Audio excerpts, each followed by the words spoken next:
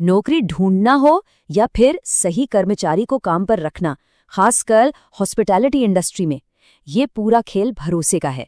तो चलिए आज जरा खोल कर देखते हैं उस कानूनी दस्तावेज को जो इस खेल के नियम तय करता है, यानी प्लेसमेंट एग्रीमेंट। ना हम मालिक के ऊपर भरोसा करते हैं, ना ही नौकर पे। ये एक लाइन इस इंडस्ट्री की बहुत बड़ी और कड़वी सच्चाई है। भरोसे की एक ऐसी कमी जो मालिकों और कर्मचारियों दोनों को परेशान करती है और अक्सर अच्छे मौके हाथ से निकल जाते हैं। तो फिर सवाल ये उठता है कि भरोसे की ये जो खाई है, इसे भरा कैसे जाए? कैसे एक बिजनेस मालिक को एक भरोसेमंद कर्मचारी मिले और कैसे एक प्रोफेशनल को ऐसी नौकरी मिले जहां उसकी वैल्यू हो? आइए इसी सवाल का जवाब ढूंढते हैं।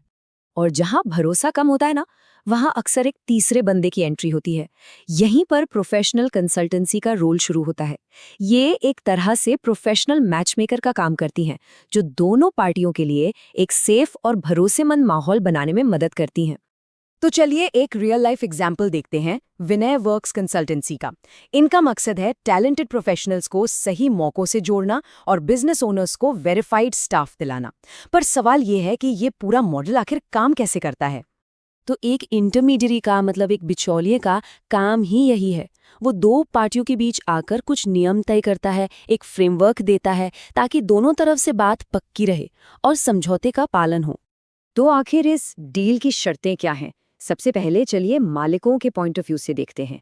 उन्हें एक वेरीफाइड कर्मचारी को हायर करने के लिए क्या कीमत चुकानी पड़ती है? तो सबसे पहले प्रोसेस शुरू करने के लिए एम्प्लॉयर को देने होते हैं 1,000 रुपए की एक एडवांस फीस। और हाँ, ये नॉन रिफंडेबल होती है, मतलब ये पैसे वापस नहीं मिलते। इसी से कंसल्टेंसी सही कैंडिडेट की तलाश शुरू करती है।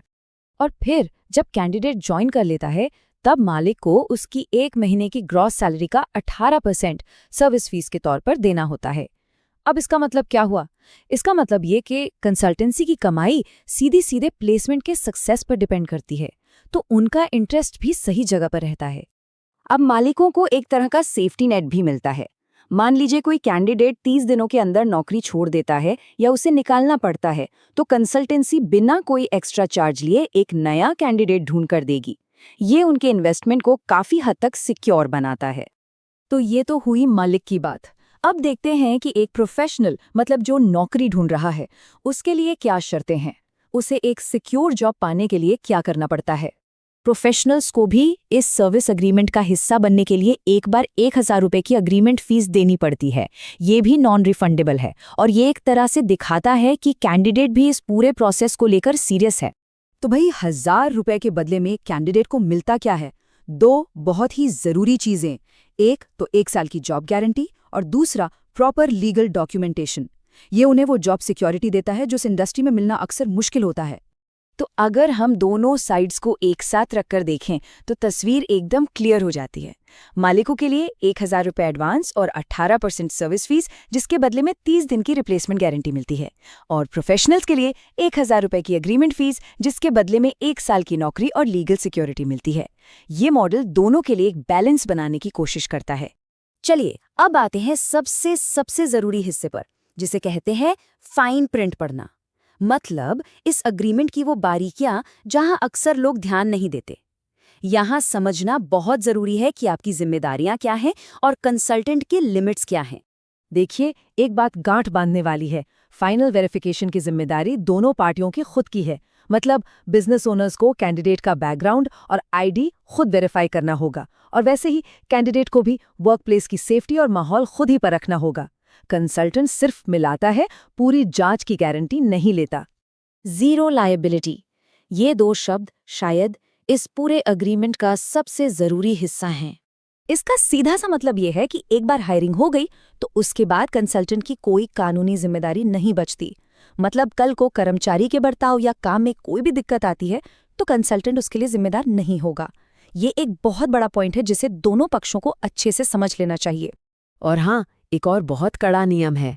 अगर कोई मालिक कंसल्टेंट के थ्रू मिले कैंडिडेट को उसे बताए बिना सीधे नौकरी पर रख लेता है तो उसे सर्विस फीस का डबल जुर्माना भरना पड़ सकता है। ये एक तरह से कंसल्टेंट को बाईपास करने से रोकने के लिए बनाया गया है।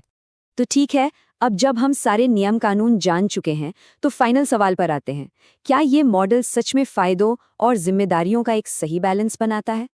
असली सवाल तो यही है कि क्या इस तरह के अग्रीमेंट भरोसे की उस कमी को सच में पूरा कर सकते हैं?